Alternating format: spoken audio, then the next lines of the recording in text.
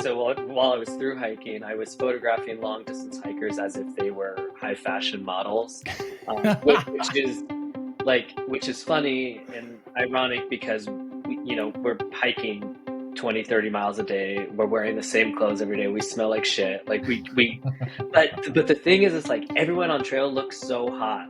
Like it's kind of like this weird, like strange world when you're through hiking. Just everyone looks so good. But I think the thing is because no one's going to work. Like your biggest worry of the day is like, how far do I have to walk to get water?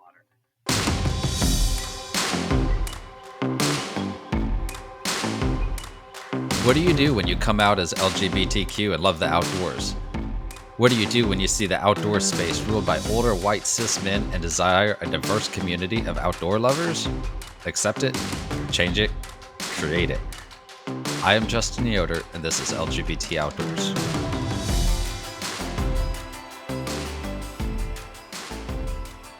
Hello, everyone. It's Justin Yoder with the LGBTQ Outdoors podcast coming in to you today. And I got my husband, Patrick Thompson, as my host again. Hey, everybody. So you might have noticed a little bit of a difference in the intro, but we are now LGBTQ Outdoors. Some really big news for us. Yeah, and super important, especially kind of at this moment in time when there's kind of some factors out there that are trying to erase letters from our community. We are actively doubling down and deliberately stepping out to be more inclusive. And so we've gone from LGBT to LGBTQ Outdoors. It's a process. It's a bigger process than what I think I even realized as our board decided that we wanted to do this.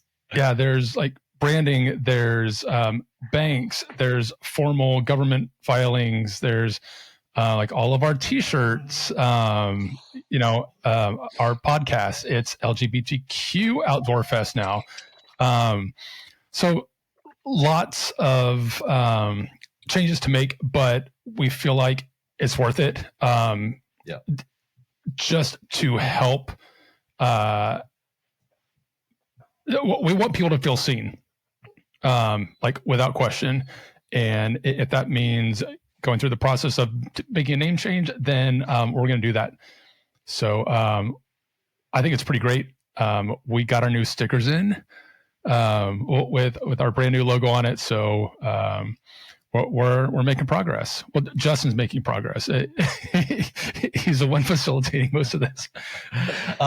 No, but yeah, just to touch on that, we've always had the plus in our logo to incorporate all LGBTQI plus people, because everybody in the queer community is welcome with us. But we just felt like going that extra step to be sure that all non-binary and queer people are seen and felt seen and heard from the moment that they see our logo. So we're excited for that, even though, it is a process, but definitely worth it.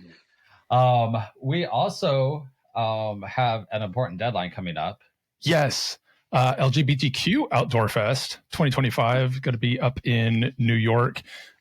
So super excited about that. February 11th. Oh, nuts. What are the dates? I don't know. I've got so many dates going through my head. Please stand by. We're going to check this out. September 11th through the 14th. So, yes, I'm going to repeat that. September 11th through the 14th. Early bird pricing is ending on February 28th. That is the last time at the lowest price that will be available for this year's Outdoor Fest. So, what is it?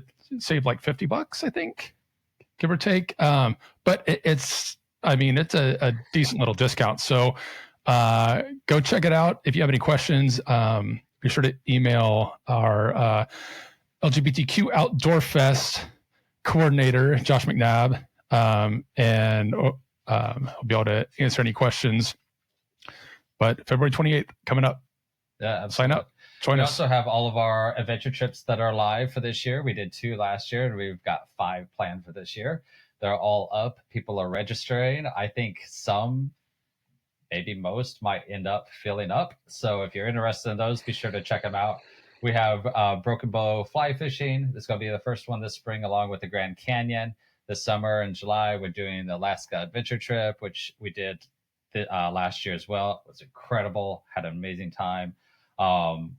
Then we're going to roll into Glacier National Park, as well as Great Smoky Mountains this fall. So check those out. Go to our website, lgbtqoutdoors.com, and click on events and then adventure trips, and they are all there for you guys to sign up. I think that's all the news for right now. So I'm ready to jump in with our guest today. Our guest today is Tommy Corey, him, photographer out of California. Really excited about him putting people in his spotlight with a new book project that he has coming out today. So, Tommy, welcome to the LGBTQ Outdoors podcast. Thank you. Thanks for having me. Absolutely. I'm not sure how we got connected originally. I'm guessing it was Instagram.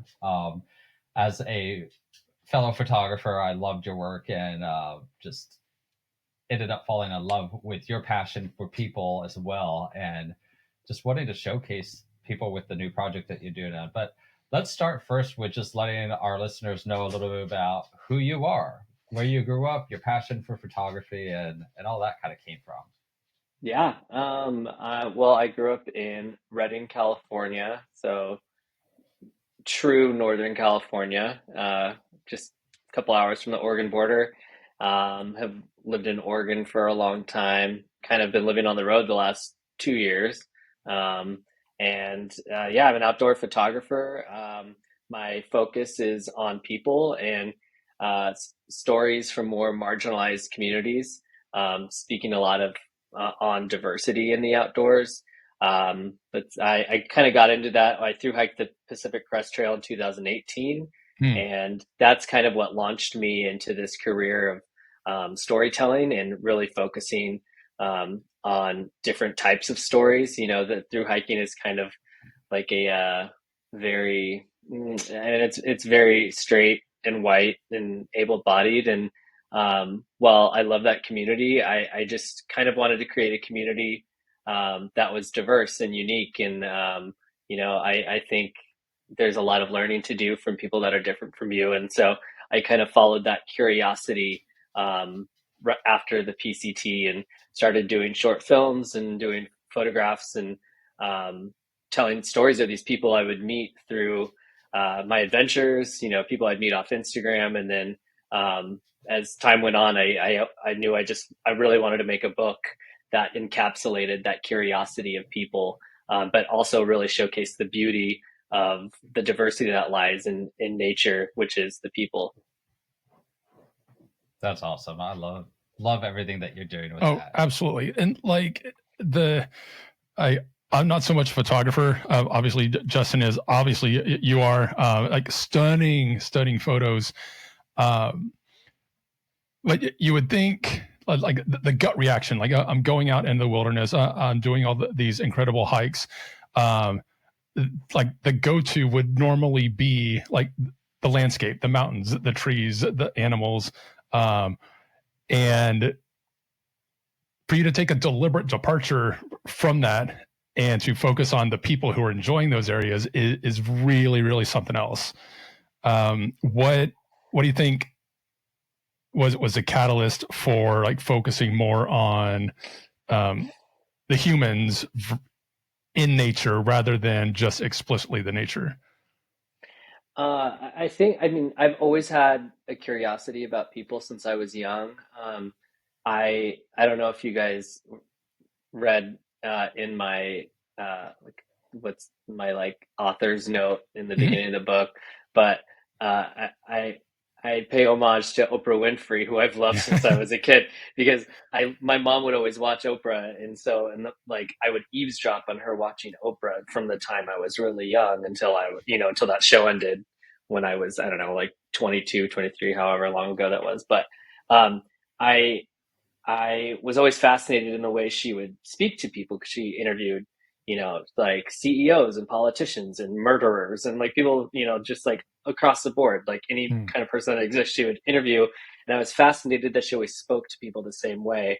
And that's what kind of created this curiosity about getting to know people and interviewing people. So when I started taking photos when I was 12, that's immediately what I gravitated towards. I only wanted to take portraits because I thought I just find people so interesting. And so when I went to the PCT, I knew like yeah I'll take some nature shots for like my own, I don't know, just like my own thing, and maybe I'll print a couple for my bathroom or something stupid. But like I just, for me it's like you can go and see nature all the time. It's like I think it's so much harder to capture people, especially in that element when they are like on a through hike, or even just like being outdoors, being in a place where they're really connected to.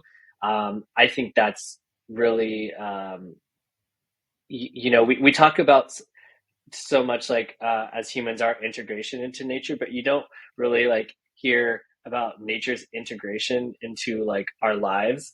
And I find Mm. that incredibly fascinating and really important to tell, because it creates this like empathy for nature and for each other. Did that answer the question? Sorry, I felt like it gave too much Yeah, context. yeah, no. Like that's fantastic. And that's one of the things I didn't have the opportunity to read everything, but you brought up the word empathy, which like really jumped out to me just because again, like at this point in time, I feel like empathy is something that is severely lacking just across the globe. Um, and the way you kind of address that, and it's really neat, really cool. Yeah. And like your new book, I don't think we mentioned it yet, but All Humans Outside is, I believe, coming out in May, but available for pre-order, I believe. We're going to touch on that a little bit more and dive a little bit deeper into the book in a little bit. But just to rewind a little bit, because there's some cool stories with your childhood that I feel like I would really like to start with and kind of lay the foundation for more of this project. But you grew up, is it right, more in of a conservative town as a queer kid? I'd love to be able to hear about that, and especially about getting your first camera, because again, I think that that's a cool story. Yeah. So yeah, Reading's a pretty conservative area. I am one of the lucky ones. I grew up with a very liberal family, very open and accepting. I feel the person I am is directly, attributed to my parents. Um, so I got super lucky there, but it was kind of everything and everyone that surrounded us is very conservative. So yeah, growing up, I had a hard time. I got made fun of like most other effeminate like gay kids. Ended up coming out to my family when I was 16, or I came out to my parents when I was 15. I kind of came out to everyone when I was 16. Um, and I mean, that was, it's, yeah, I mean, obviously that was, an amazing experience to come out so young, because Yeah. it was like this freedom of, okay, no one can really make fun of me anymore because everyone just knows now. It's kind of like it took And the power away from them. yeah, exactly. And I was always a silly kid. Like I'm a silly person. I was used to be like quiet, but like at home I was loud. With people I was comfortable with, I was loud and silly. And so like being able to express who I was like, oh man, like now I could just be myself. And so those like last kind of 2 years of high school, I was able to kind of like step into my own, started making a lot more friends, and just like started to be really comfortable with who I am. And yeah, so that was, I mean, a great experience. My family is obviously very loving, very accepting. And that goes for like my aunts and uncles and my cousins and everyone. Mm. So, Nice. when it came to photography, quick switch, just to answer your other part of the question. Yeah. Uh, I was 12, and my dad had given me this Olympus OM1 that he had since he was a kid. So I had expressed an interest in photography because my friend's older brother at the time was doing his senior project on portraiture, and I loved the photos he took. And so I told my parents, I was like, I want a camera so I could take pictures like Chris Woodward. And so my dad's like, well, here, use this camera, and if you stick with it, we'll buy you a nicer. This is, I don't know, 1999, so film cameras, right? Yeah. And so he was like, yeah, if you stick with it, here's the camera I use. If you stick with it, well, for Christmas, we'll get you like a nicer 35 millimeter camera. And so that's what I did. And I mean, literally, as soon as I picked up the camera, I have not stopped since. Like, it was one of those things that was like, oh, okay, here's your life's purpose. Take it, Yeah. take it, run with it.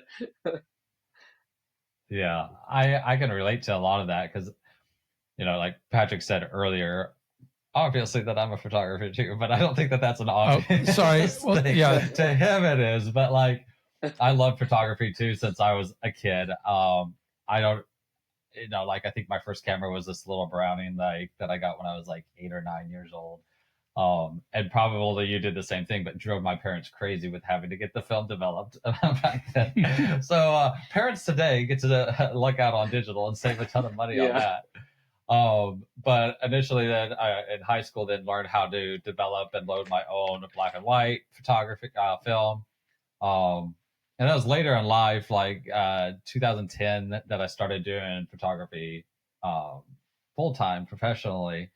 Then when COVID hit, that kind of went away, and LGBTQ outdoors just took off like a madman.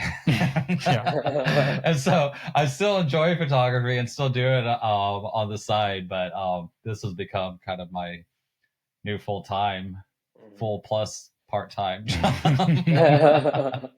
But I love hearing your story, and like photography is such a creative outlet, and to be able to like pick it up as a kid and then just keep on running with it when you're an adult and making that a thing that you don't go tired of, that you just always love that passion and that creativity. And I'm sure you like me and always geeking out on the newest cameras and lenses and everything that's coming out.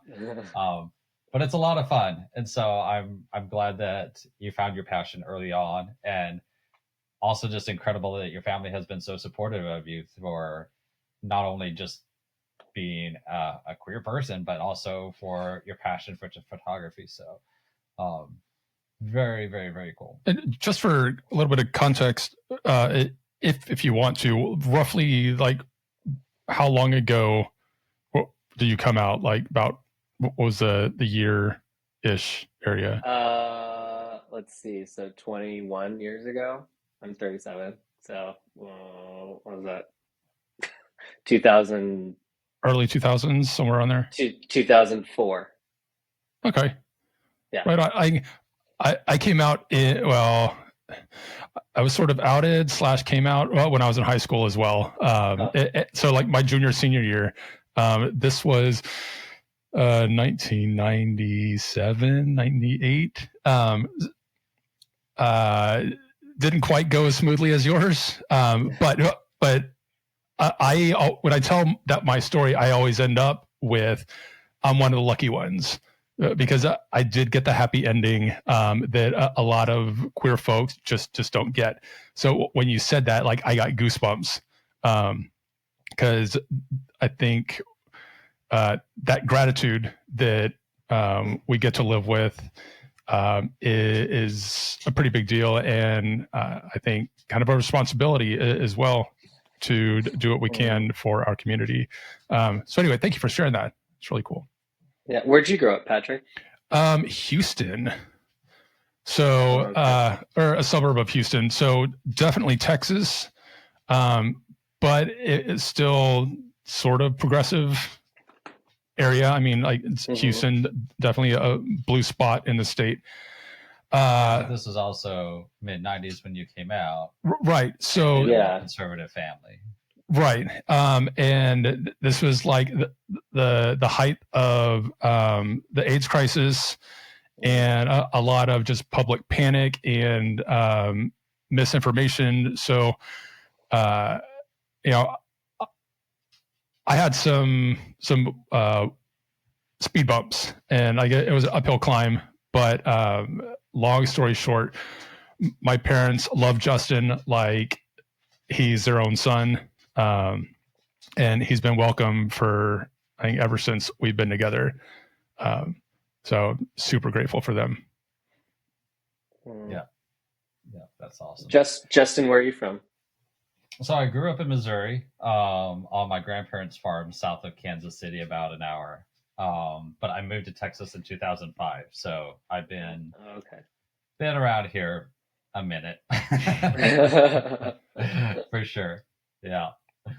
But yeah, I mean, talking about us coming out in our stories and stuff, you also did a project called the Self-Worth Project, which is really cool. I'd love for you to be able to talk about that a little bit and what inspired you to do it. Yeah, you guys are really going back. Damn. Yeah, so the Self-Worth Project was this kind of humanitarian portrait project I did back when I was like 22, 23. So it's been a while. And basically people would write their like, biggest like insecurity somewhere on their body. And the storytelling aspect of that is I photographed like over like 200 something people, and then I would do like presentations where I'd have some of those people come and speak about like what that word meant. And there's a lot of similarities to that project and like All Humans Outside, right? It's like it was like kind of this photo project that was built to challenge people's innate sense of empathy, right? I think that's and I love that word too, because I think it's something that every human possesses. It's like to me, like empathy is like love. It's like something we're all born with. We all want, we all want to receive it. We all want to give it. It's just as, we go on and life fucks us up. We like use it less, right? Or we build these walls so that we don't get hurt. And I think empathy is just like love in that sense. So a lot of the projects I have done, like the Self-Worth Project and All Humans Outside, are kind of wrapped in empathy. Like it's like, I want people to be able to not just see photos of people, but also look or like read their stories, and try to use that skill that we have, that kind of innate characteristic that is built within us. And so that was a really cool project. I only worked on it for a year. I think that project in the hands of a 23-year-old was a little bit too big. If I'm being honest, I had all these big dreams for it, and then it kind of fell off. I was still young and partying and just, being an idiot, 23-year-old. So, as one does. Yeah, exactly. But that led me to, to other things. So yeah, it was a cool experience to have. How cool.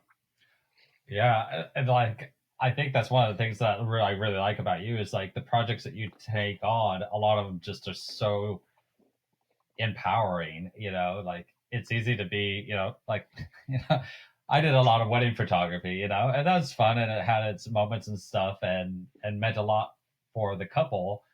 But the projects like that I see you're taking on are projects that have activism behind it, have empowerment behind them, and really can make a difference for diversity especially in the world that we're living in right now. Are there other projects that you would love to talk about before we talk more about All Humans Outside? No, I think that's kind of the significant ones. I mean, Hiker Trash Vogue, when I did the PCT, was a big, and that one was really fun because it was just, that's what, I was in the middle of this kind of like life-changing journey and capturing other people on their life-changing journeys. But Hiker Trash Vogue for me was like, that was just pure fun. Like it was nice to like really showcase myself in my work. I think like that is a true reflection of who I am. It was me, enjoying nature, enjoying the people I was hiking with, and just being kind of outlandish with my work for the first time, like kind of really showing my sarcasm. But that's what led me to All Humans Outside. So what's and like I looked up the Instagram yesterday. Give us kind of a quick little overview of what Hiker Trash Vogue was or is. Yeah, it was essentially while I was through hiking, I was photographing long distance hikers as if they were high fashion models, which is funny and ironic because we're hiking 20, 30 miles a day. We're wearing the same clothes every day. We smell like shit. Like but the thing is, it's like everyone on trail looks so hot. Like it's kind of like this weird, like strange world when you're through hiking because everyone like looks so good. But I think the thing is because no one's going to work. Like your biggest worry of the day is like, how far do I have to walk to get water, right? Or like, where am I camping tonight? And like that's all you're worried about. No one's worried about work. No one's worried about like anything that happens in your outside life. So, and I think when you remove that stress from people, people just like, you can't help but like look great and feel good and like have confidence. And that, I feel like that really shined through in the photos of people. That's fantastic and fun and clever, but also like it's fascinating because you've got people out on these journeys, which are going to be all their own and kind of experiencing everything in different ways.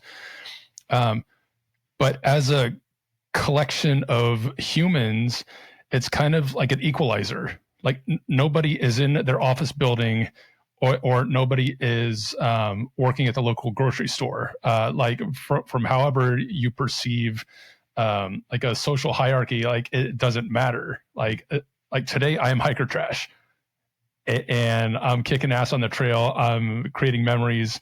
I'm challenging myself and overcoming those challenges. And just to get everybody kind of on a level playing field without their masks, you get kind of this authenticity that you don't see in the quote unquote real world. It comes through. Like it's amazing. Yeah, that's a fun project. So all humans outside, diving into that a little bit more. Share with us kind of like when you initially started this, how it all came about. And I know that you interviewed like over 200 people, I believe it was, to be in the book, and what this process was in the very beginning to start getting the feet underneath it. Yeah, so 3 years ago, almost, I went to attempt a through hike of the CDT, the Continental Divide Trail, and so it had been 4 years since I through hiked, and literally it's like almost every day since finishing the PCT. I'm like, God, I can't wait to through hike again. I can't wait to through hike again. And I went back out there and just like felt this disconnect from the community. I just realized I had changed, and everything I do in my life is centered around my work. Like if I'm not creating, I don't see the purpose in doing something. Like that's how I've always been. And when I went out there, I was like, well, I guess I could just like I could do Hiker Trash Vogue again, but I was back and it's all those same type of people, especially a lot of straight white men, and just and that made me feel really disconnected from it. And I kept thinking like, well, what could I make that is like truly inclusive? How do I build a community that is truly diverse and inclusive? And I was like, God, I've always wanted to make a book. Like, how cool would that be if I made a book where you could open the pages and see all types of different people represented, but like not just people, but things you could do outside, right? Ways you could connect with the outdoors. And so I thought of that, and as I'm like hiking, I just kept thinking of it. I kept thinking of it, and it just like that idea kept like festering. And finally, it was like early June. I had hiked like 850 miles, and I was like, you know what? Fuck this shit. I'm just gonna go see what this is, because I can't stop thinking about this. And so I got off the trail. A week later, I was just finding people on the internet and interviewing them. And I had like no publisher. I had no idea how I was even going to make this happen. I was just like, I literally was just reaching out to strangers being like, I have this idea for a book that I want to make. Do you like, can I interview you? And then I started like going on my Instagram stories and be like, hey, I want to make this book. I started talking about it, saying, I want to make this book. Do you know anyone that, I'm looking for people from, diverse backgrounds but also interesting ways that they connect with the outdoors. And so I did for like 5 months, I interviewed over 200 people. And then I scaled that down to this list of 101 people. And the way, and it wasn't like, oh, you have an interesting story, you're in. It was more about kind of the connection I felt with the people when I spoke to them. Because also knowing, okay, I'm going to drive or fly or come out to wherever you live, wherever that may be in the US, spend time with you and take photos of you. I want to make sure that you're comfortable with me. Like we like each other, and this whole book is about human connection as well. So I didn't want it to be a transaction. Like, cool, thanks for being in the book. Thanks for your time. See ya. Like, I wanted to be like, most of these people I hung out with all day. Some of these people like let me stay at their house, and I had never even met them. Like we cooked dinner together. I took them to dinner. I met their wives or their husbands or their kids or their best friend. I spent a lot of time with these people. And so the connection I had with them in the interviews was kind of like the big piece to being like, okay, these are the people I should probably have in the book. Amazing. There's so much about that I want to dive into. We're going to take a quick break, though, and get a word in from some of our sponsors that make this podcast available. And then we're going to come right back and chat more with Tommy about his new book that he has coming out, All Humans Outside. Winnebago Industries is a leading U.S. manufacturer of outdoor lifestyle products. Their goal is to help their customer from glamping enthusiasts to off-road explorers embrace the outdoors through one of their recreational vehicles, powerboats, or pontoons. Winnebago Industries is proud to partner with leading industry and outdoor-oriented organizations such as us, LGBT Outdoors, who share in their desire to enable extraordinary mobile experiences for everyone. Together, we can all be great outdoors. Take your indoors outdoors with Spacious Skies Campgrounds, a collection of 15 campgrounds and RV parks spanning the eastern United States. Each location is unique, but all offer the perfect escape to the great outdoors if you're looking to spend quality time with your friends and family or simply need a scenic home base for your nearby adventures. Choose from RV sites, cabins, yurts, retro RV rentals, or tent sites, and enjoy on-site amenities that offer convenience, creature comforts, and fun. Visit spaciousskiescampgrounds.com for more information and easy online booking. We welcome and invite all campers to camp on with Spacious Skies Campgrounds.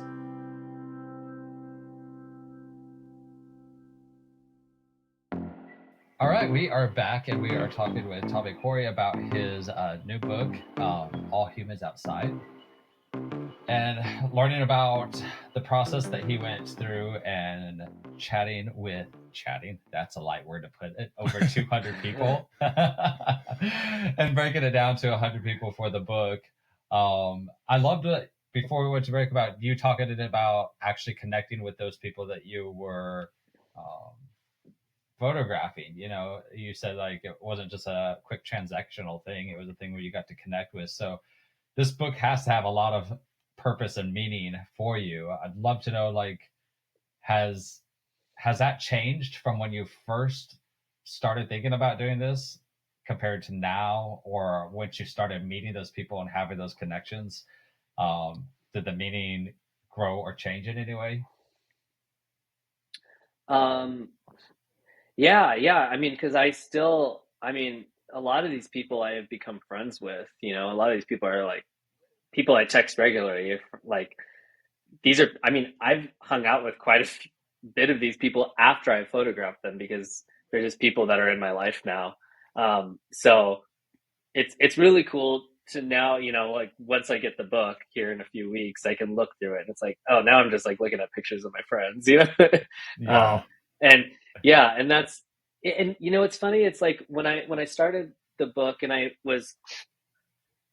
when I was like driving and going to all these people, because I drove to where everyone lived in the US and then obviously flew to Alaska and Hawaii. But wherever these people lived is where I was going to go, because I wanted to photograph people in the place that they felt, was like most special to them, Yeah. And I remember starting the project and being like, okay, Tommy, like, don't be too much for people. Like, just go, don't take too much, up too much people's, like, don't take up their time. They're only getting paid $150. So like, don't, like, take their photos and get out. Like, I wasn't even planning on, trying to spend too much time with these people, because I just didn't, I didn't want to take up too much of their time. I was like, they're doing me a service by giving me their time and their story and all this stuff. And I just want to make sure that, whatever, that they're not annoyed with me. And it's funny. So the 10th person I photographed, who would also be an incredible podcast guest, Kyle Stepp, if you haven't interviewed him. Oh yeah. Well, we've had him on the podcast. Yeah. Okay, great. Yeah. I was going to say, he's awesome. I love Kyle. I love Kyle. Yeah. And so when I was, first time I had ever met him, we had only met over our Zoom interview, but he was like, well, you're in Albuquerque. Like, do you want to like go get dinner? Do you want to hang out? I was like, oh yeah, I guess I could do that. And I was like, and he was the first person to be like, well, do you actually want to like hang out too? And I was like, oh, I just didn't like think that was an option, because I was so worried about taking too much people's time. And it took someone else to remind me, like, that's what this whole book is about, right? It's like, we're not just taking photos, but like the connection between people, right? And like, especially right now, we need that. So it was really cool to be like reminded about the thing that I initially wanted, but was too afraid to ask for. And I'm happy Kyle kind of snapped me into that, because after that I was like, well, you know what? If people want to spend time with me, if I'm just going to ask them, and if they don't, then that's okay. But most people I found wanted to spend more time together than just taking the photos. Kyle was on our podcast. I forget what episode it was now, but anybody that wants to hear it can go and search through it. But we had a really great, deep and long conversation with Kyle, and he's just he's an awesome person that should be in your book. So like, we actually owe him a part 2. Like, we said we're going to come back and finish this conversation. So Kyle, if you're listening. I love that, and I love the connection that you're building. So I would think that you would have a lot of good stories about the people that you connect with. But are there any other that really just like jumped out to you from photographing them, or their stories specifically, or maybe even changed your perspective on something? Yeah. I mean, like one of the gals, Channing, who has become a good friend, like she came camping with me and some friends down in Joshua Tree for 2 nights, and we shot for like a couple hours, but we spent, like basically like 2 full days together.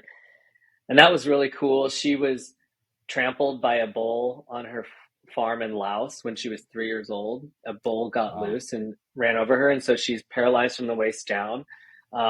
And she went on to be like a Paralympic rower, and now she lives out of a truck that she has built out, and she's like found this whole system so she can like get out of her car and her wheelchair and wheel around and like crawl into the back of the truck. And she's just like adapted to like make the outdoors accessible to her, rather than like waiting for everyone else to do it for her. Which I find is really interesting, because I mean, like, obviously, like, we should be like, us as able-bodied people, I think it is our responsibility to make things accessible as possible for every single person. But I just love her mindset. She's like, well, it wasn't accessible, so I'm just going to make it accessible to me, and she's just, the way she lives her life is really, really, I hate the word inspiring. It's very motivating. I think it's very motivating for other people like her that see her be like, oh shit, she can do it. I can do it. And I try to use that word a lot with this book, because inspiration is such, I think, this word that just gets thrown around so much and really doesn't mean much. We don't do much with inspiration. We do a lot with motivation. And so I hope people like that see this book and read these stories about these people, feel motivated rather than inspired. I think that's a great way to put it. Go ahead. It's great to be inspired, but when you're motivated, then it's giving you kind of a reason to get out there and put action behind just Yeah. being inspired. But that's also why, and we talk about it quite frequently on our podcast. Like that's why representation matters, and being able to see ourselves reflected in a positive light. And like, I feel like we touched on it, but I want to make sure, like your book, you connect with people of all genders, lots of people of color, lots of different body types, and different levels of physical ability. So like all humans outside, like really taking not only like an inclusivity look, but also deliberate representation and education and storytelling and empathy. Like,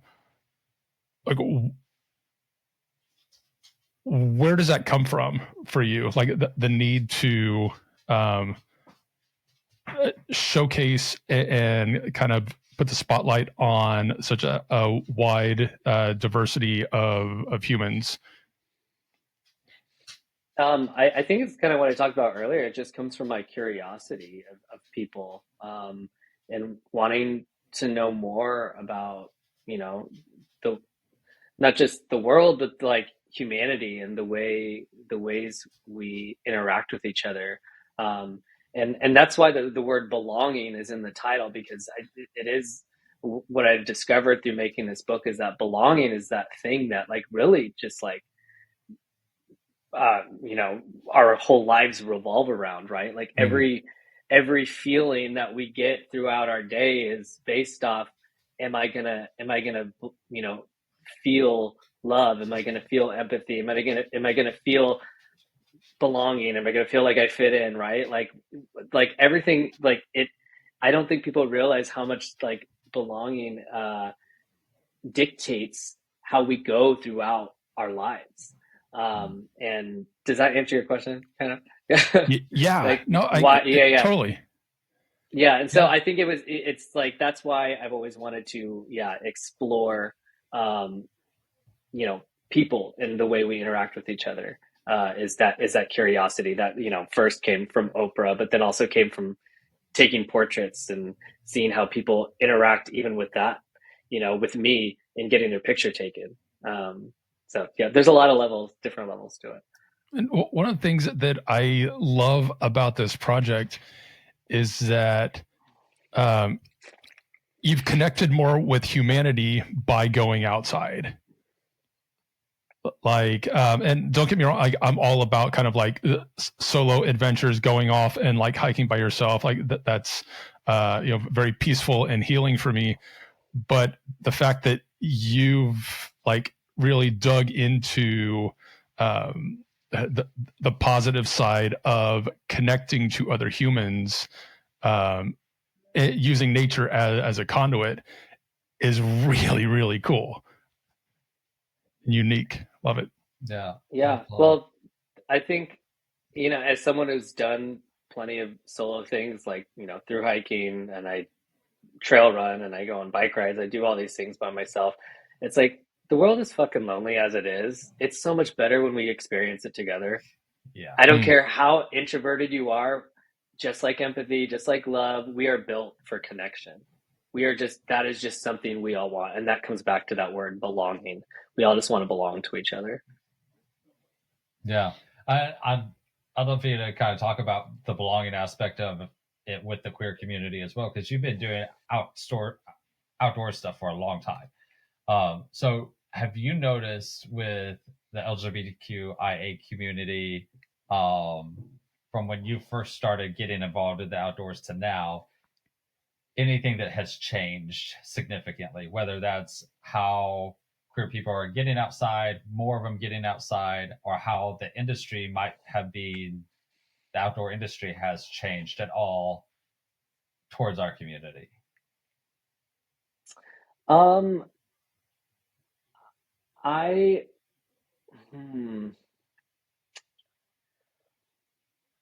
This is a a hard one because I feel like there's been so much change, and I'm sure you guys feel the same way too, especially with what you guys do. I feel like there's been so much change, and with the lack of hope that there is right now, it's really hard to say, yeah, there's change happening. Um, I think I think with that, there has been more human connection, right? There's been more Yeah. bonding. There's been more affinity groups for people, much like, LGBTQ outdoors, and like climbing groups for people of color, or groups, outdoor groups for disabled people, or outdoor groups for amputees, right? There's been more and more affinity groups because more and more people want to just feel like they belong to each other. So Yeah. I think that's where the change has happened, is that we more and more are realizing, okay, I need to be, yes, it's good to have, we need diversity, but we also like need to be around sometimes people that are like us, so that we can feel that sense of belonging, and then we can feel like we're not weird, or or like, we're not different, or or that we don't belong, because that's not true. 100%. One thing that kind of has given me a little bit of hope and encouragement through things is like seeing a lot of the older people that are on Instagram Reels or TikTok or wherever, and they're like, what we're going through isn't something that we haven't seen before. Like, if you're old enough, this kind of thing has happened before, and we always come out of it and try to progress. So it's definitely definitely challenging times, to say the least. But I do always have hope, and our community is one of resilience for sure. Mm-hmm. And so I love what we're doing. I love other LGBTQ organizations, queer organizations that are doing exactly what you were talking about, giving people a place to belong, connecting people, because we do need that community. We do need to be able to rely on each other. And I know for us, getting outside is huge, and it's something that we just really love and encourage people to do. If somebody is listening that doesn't like the outdoors, first of all, good for you, because especially if you've made it this long into this episode. But if you were to speak to somebody that maybe thinks, like hiking isn't for them, or they would like to do outdoor photography, but they don't see themselves represented or know how to get plugged in to be able to make something like that happen. Maybe they're just curious about the outdoors, and there's just something holding them back. What would you say to somebody like that? I would just tell people, like, I don't know, start small. Like, you don't have to go on a long hike. You don't have to go on a trail run. You don't have to do these big things to connect with nature. And that's why I made this book, right? There's people like, there's a taxidermist, there's people, that like to sit and bird watch. There's all different types of people, that connect with nature in their own way. And I think just finding your way is actually pretty easy. I mean, it could be like if you go to lunch with a friend and it's a nice day and you decide to sit outside, like that's wanting to be outdoors, right? That I feel like especially with social media, we think being outdoorsy or being connecting to nature has to be this big fucking parade, right? When really it's like, okay, I don't feel good today, or I'm having a bad day. I'm just gonna go sit on a park bench, Mm-hmm. or I'm just gonna go take a walk around my neighborhood. It really is that simple, right? Because immediately you get trees, you get sunshine, you get grass. Like and even if it is in an urban area, right? That's still going outside. That's still making a tiny step to just be like, I'm just going to change my scenery real quick. And I think it really is just as simple as that. Is just change your scenery, is like taking the step outside. And it doesn't have, you don't have to go climb Everest. You don't have to go on a thru hike. You don't have to go on a bike packing trip. Just go sit outside. Yeah, and 100% agree with you. And that's one thing that we tell our ambassadors too, because some of our ambassadors like to lead events where they're going and climbing these crazy mountains in Colorado starting at like 3 a.m. in the morning and whatnot. But then we also tell people, like, if that's not you, that's fine. If you want to get a group together and go have a picnic in a park and everybody brings a bottle of wine and whatnot, that's perfectly fine too. As long as you're just getting outside and you're getting that fresh air, that sunshine, connecting. Great things happen when you get outside and you connect with others. So 100% agree with that. Where will people be able to get your book, and when will they be able to get your book? Well, it's available for pre-order right now. It will be published May 1st, so people will be getting it right after then. So beginning of May is when they'll be shipped out. And yeah, I mean, anywhere you can buy books. So Barnes & Noble, Target, you get on the Mountaineers website. You can go on Amazon, but honestly, fuck Amazon. So don't buy it on Amazon. Let's just say that. So yeah, I would get it, or I'd get it off Barnes & Noble or the Mountaineers book. Very cool. And we could put those links in the show notes as well, so people can easily find those, as well as where people can find out about you. We'd love to be able to connect them with you. If you want to share any socials or website or anything like that. Yeah, website is just TommyCorey.com. My Instagram is Twerk in the Dirt.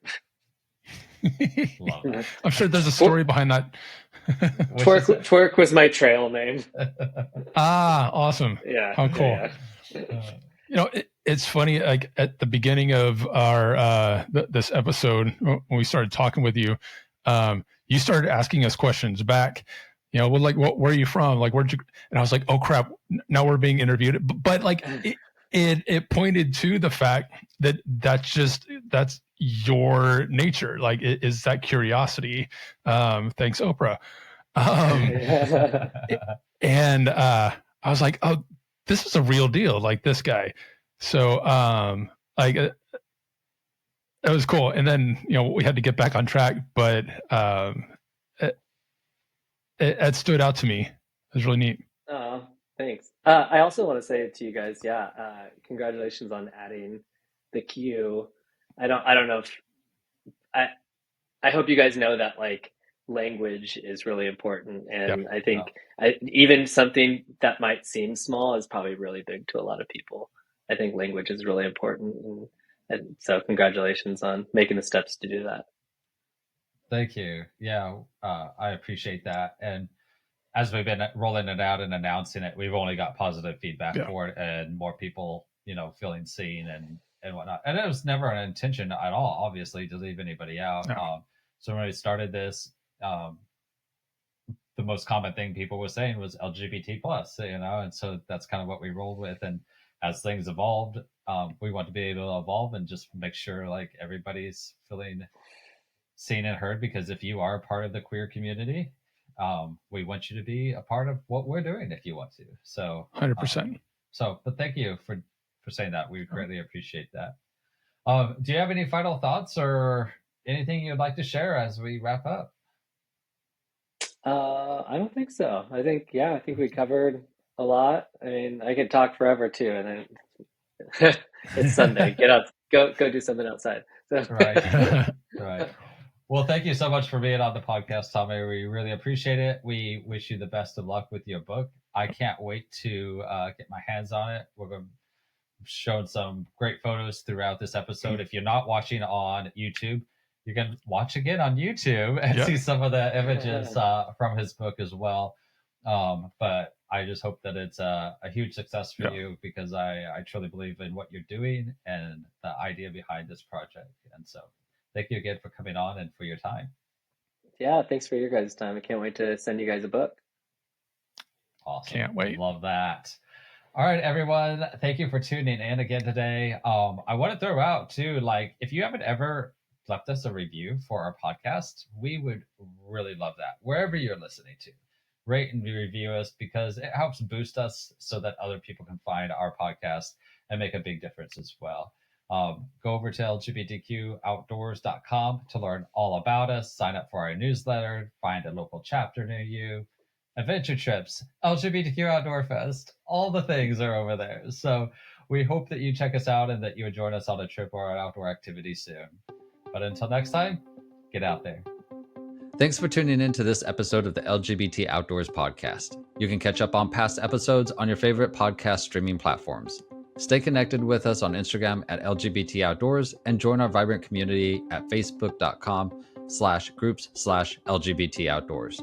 Support our mission to promote LGBTQ+ inclusion in the outdoors by becoming a member of the Trailblazer Society at lgbtoutdoors.com/trailblazers.